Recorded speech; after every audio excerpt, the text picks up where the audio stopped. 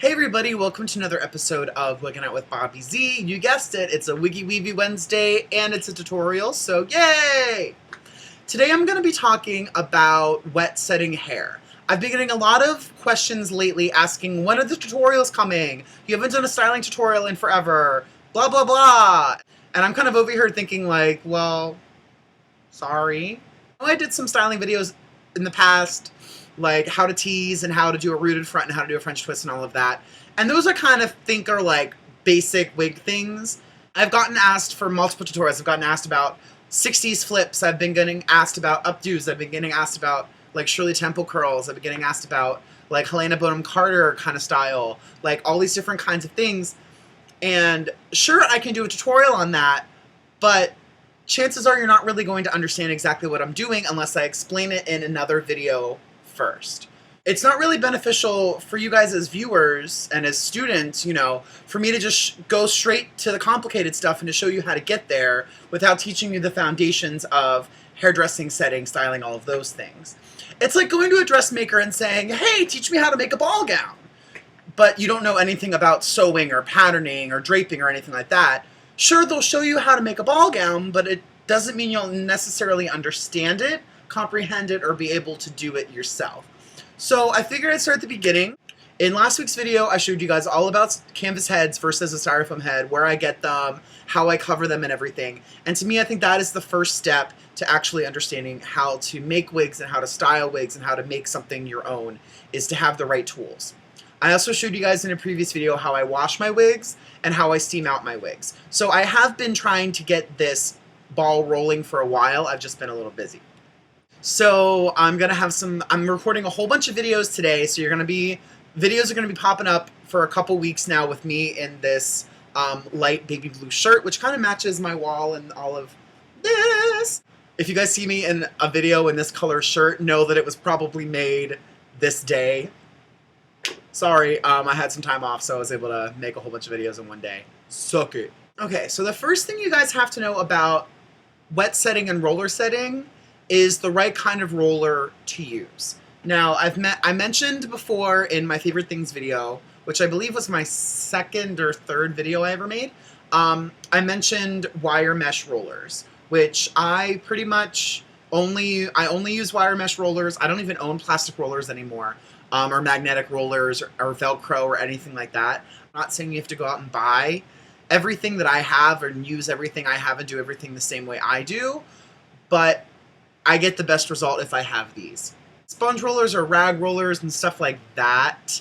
I personally wouldn't use that kind of stuff on a synthetic wig, because to get a curl in a synthetic wig, you have to roll it super, super tight. And if you're using a rag roller or you're using a foam roller, even a steam roller, that foam is getting down when you roll it really tight.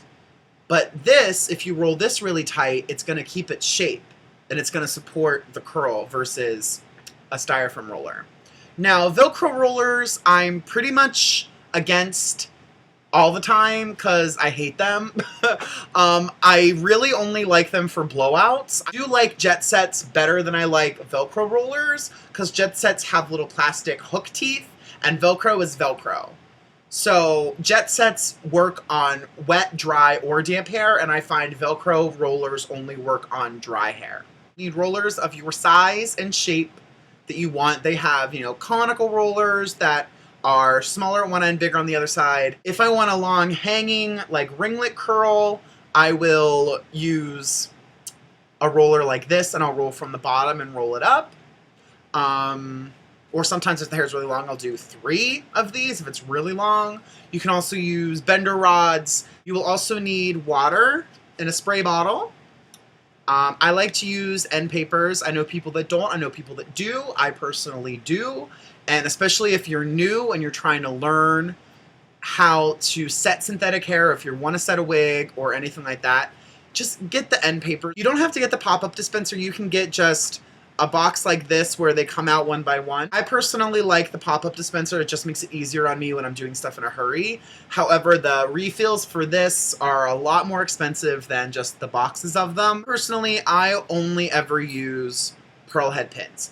You can use T-pins to pin down a roller with on a wig. However, I hate T-pins because A, they're really short. B, the way that they're shaped on the top, the hair will always get stuck in that. And C, they're really thick. A T-pin is a lot thicker metal than this. So if you're doing it on a full lace wig or something that's very fragile, you can rip or snag it. I know a lot of people that use pin curl clips like this to put rollers in a wig. They're fine for roller setting a human hair wig, but if you're doing something synthetic, these will not give you enough tension you need for that roller to actually set. You need to use as they fall, you need to use the pearl head pins. I'm telling you now that you will notice a big difference switching from this to this with your roller sets. You will also need a brush and a tail comb. Always put your towel on the floor if you're wet setting. So, as you can see, this is not a wig. This is a cosmetology mannequin that I got when I was in booty school. I figured it'd be easier for me to show you how to roller set on something where you can see scalp and you can see my partings better. So I'm using pink rollers on dark hair with a light scalp so you guys can actually see. Or to do this on a wig head or anything like that, you guys might not see exactly what I'm talking about in terms of base direction and base shapes, so I figured this would be easiest. When you're in school, they tell you that there's 3 base directions: on base, half off, and off. I personally like to say that there's 4. There's on base, half off base, and then over directed off base, which can kind of go either way. So I'm gonna just go straight down the center of this mannequin and I'm gonna show you guys the difference between them. So the first thing I'm going to do is I'm going to wet her hair down. I am going to take a parting on either side, about as wide as a roller would be.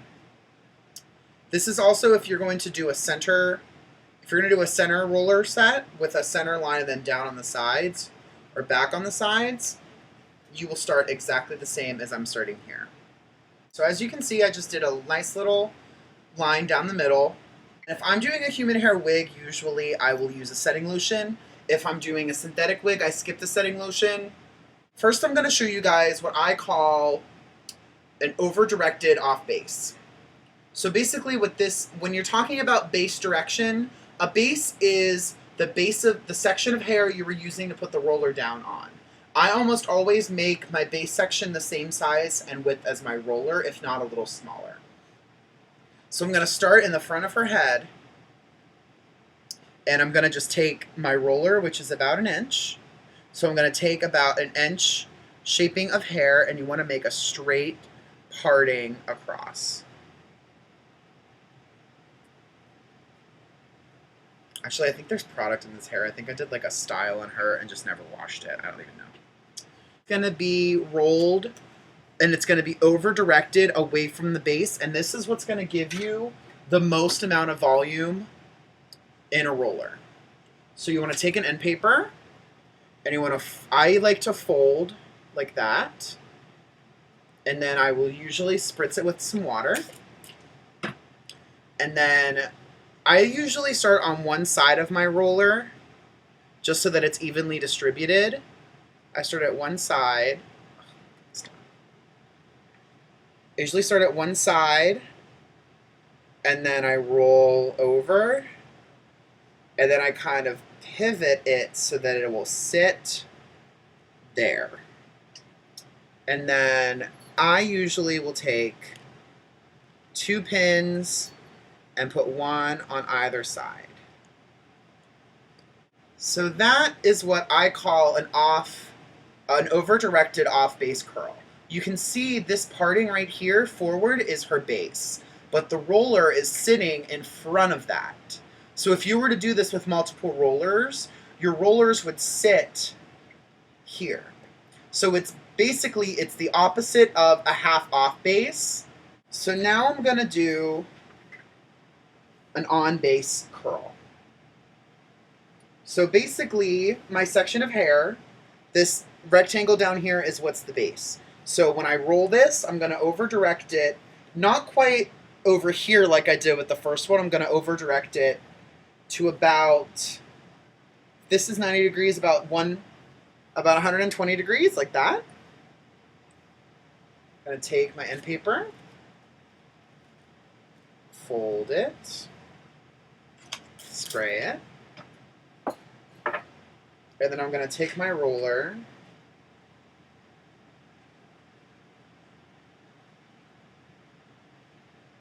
I'm going to roll the hair down. Okay. So now you can see the difference between an over-directed off-base and an on-base curl. This roller is sitting perfectly on the base. Now, when I do my half off-base rollers, I generally will brush it to about 90 degrees and then comb it just a little forward towards me.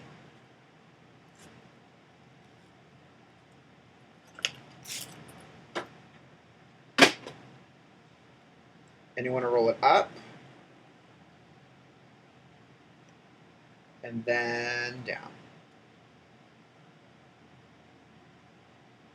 Okay. And you want to put a pin in it. It's kind of hard to see because of where the roller's sitting, but the roller is, see, that's where the parting is. You want that roller to sit. You want that roller to sit right on that parting, which that is why it's called half off base, because the roller is half on base and half off base. Next, I'm going to show you a full off base, which means that the roller will sit behind its base. Now, if I was to do an entire head of off base, fully off base, I would start in the back, because you want to make those rollers lay on top of each other, and if you start in the front, you're eventually going to kind of crowd and you're going to run out of room.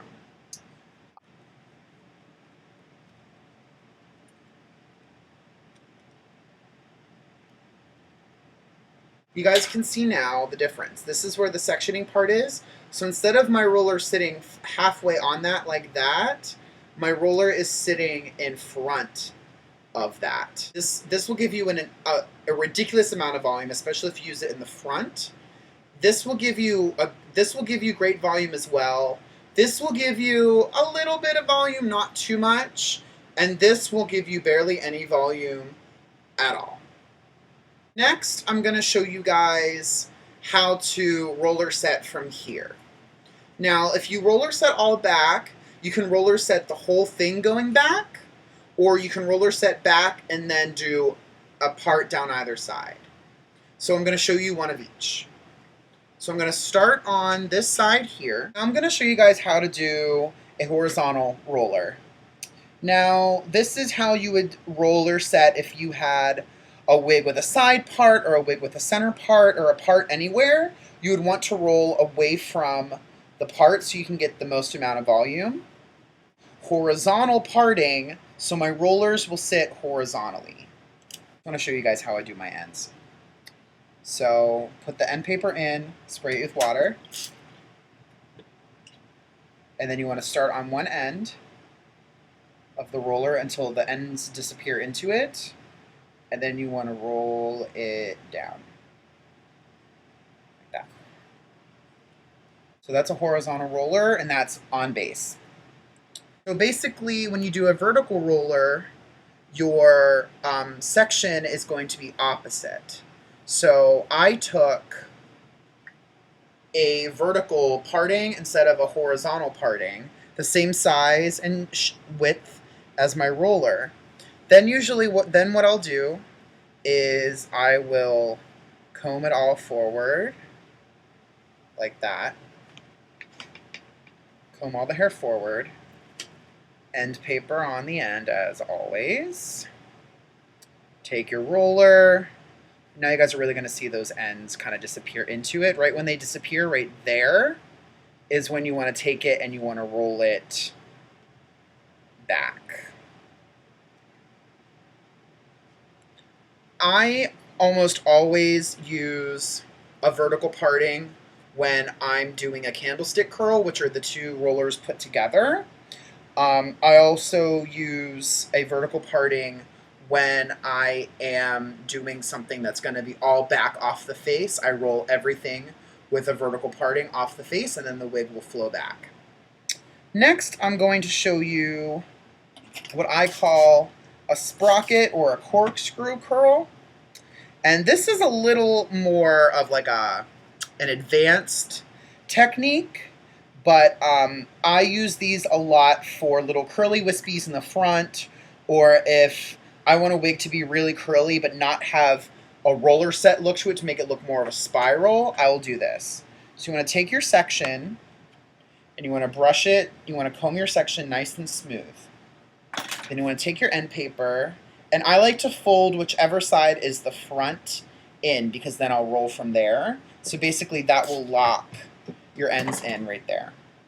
So then you want to take it and you want to roll it as if you're doing rolling up instead of, but as I catch the bottom, you turn it towards the front. And basically what you are creating is a pin curl. So this roll, these are also a little harder to pin, so I usually put one in the back, one in the front, and then I put one in the back.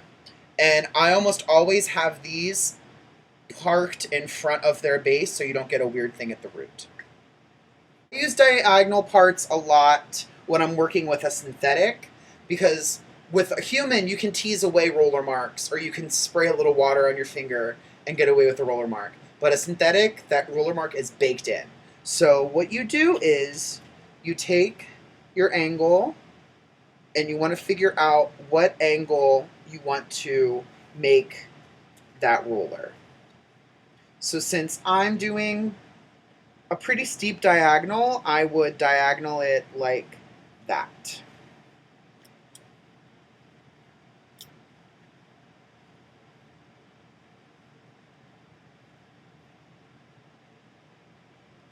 So you can see the base shape is diagonal and not straight on. I just want to roll that roller down.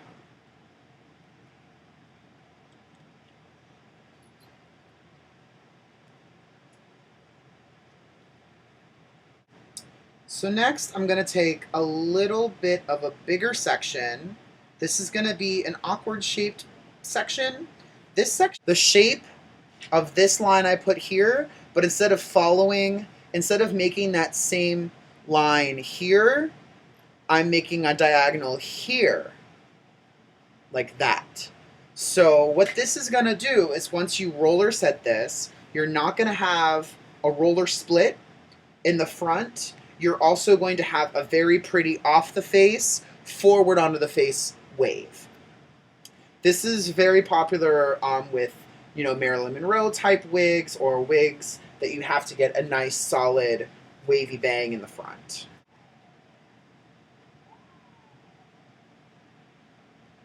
And then you want to position that roller so that it's sitting in the center of that parting. You have a parting here and a parting down here. You want to make that roller sit straight in the center.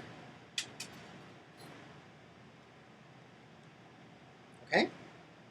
You have two options at this point after you do your diagonal and your pie. You can either lay that roller so that the base section is horizontal, or you can make it so that it is angled even more this way. If you do it more of this way, you'll get a nice big wave, and then it'll kind of wave straight down. If you do one like this, you'll get a wave, and it will wave more onto the face. So I'm just going to do one of these this way so I can show you guys.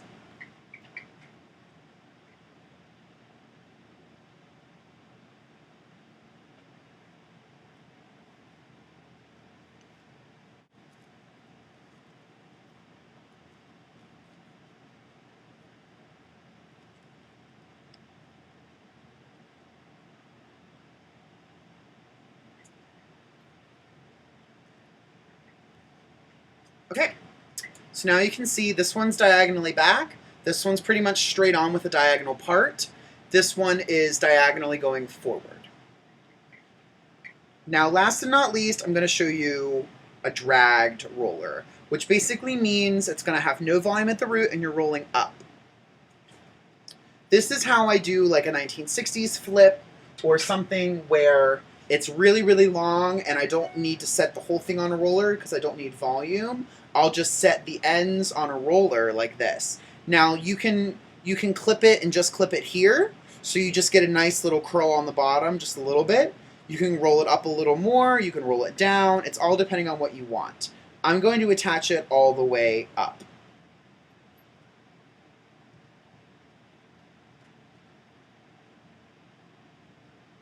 Ta-da! Okay, so now that she's all done, I'm going to let her dry, and I'm going to come back and I'm going to show you guys what all of those curls look like. Okay, so I'm back, and it's a little dark because I went and had dinner with a friend, and now it is 9 o'clock and dark. So she's dry now, so I'm going to show you what all the different curls look like. So I'm going to start on this side here with the sprocket.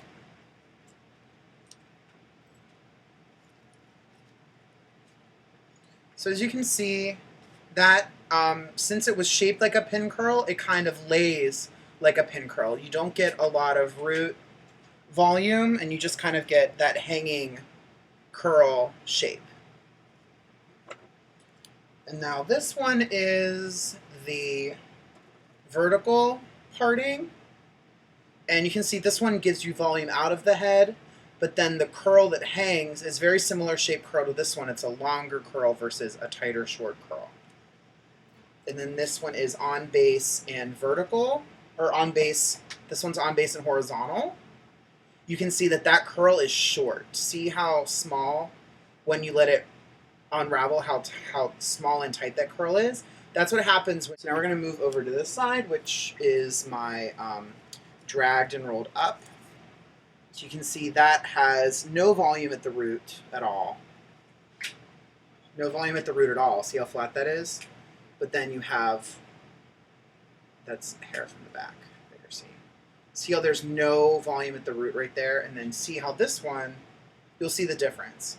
How this one has no volume and that one has a little more volume, but how this curl is bouncier than that curl. And now this is going to be the figure 8, or this is the C shaping, or the horseshoe. And this one I'm gonna have to brush out so you can see. So basically, you just want to brush thoroughly. You want to get in there at that root and brush through it. And then when you let it, whenever I do my waves, I like to brush it, and then I like to kind of put my finger where those waves are going to pop, and then it waves by itself. So you can see there how it waves off the face, but then the waves pop forward instead of popping back because you set it in that C horseshoe shape. So now I'm going to start here. So this one is fully off base.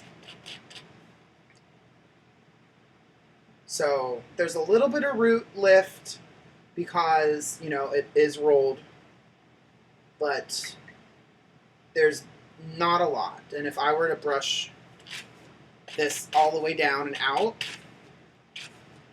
that volume would be gone. Next is the half off base. So if I brush that out, you can see that that has a little bit of body to it. Now I'm going to take the front 3 out together so you can see the difference between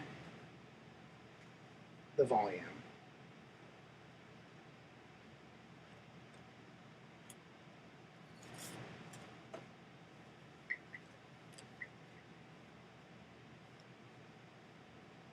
Okay. So see how I'll roll them back off of the. So see how this one has so much more volume at root than this one does? And then I'm going to do my over-directed off base last, which just fell on the floor. So if you brush that back, you can see how much volume you get and how it's over-directed back. So I'm going to brush all of them out, brush it straight back so you guys can just see a nice little experiment of how much volume you can get just from an over-directed curl. So you see all that, and there's no teasing or anything. You guys just saw me take these rollers out and brush it, and you already have all that body. So there you go. Thank you guys again for watching. I really appreciate it. I hope you learned something today from my wet setting video. Like I said, wet setting is pretty much the foundation of any kind of wig styling that you would be looking to do. So just know that I know your requests for styling tutorials, and I know that you guys want to see them, and I'm just telling you that they're coming. But I just had to teach you guys rollers first. So yeah, I hope you guys enjoyed that video on wet setting, and I hope you guys subscribe, add me on Facebook, follow me on Twitter, and on Instagram, and I just added a forespring so you guys can ask me questions on there, and I'll get around to answering them. Also, if you have any questions, comments, concerns, if you would like a wig done by me, or if you have ideas for future videos, please email me. All of those fun links and everything are down in the box below the video, so be sure to subscribe, and I will see you guys next week. Take care.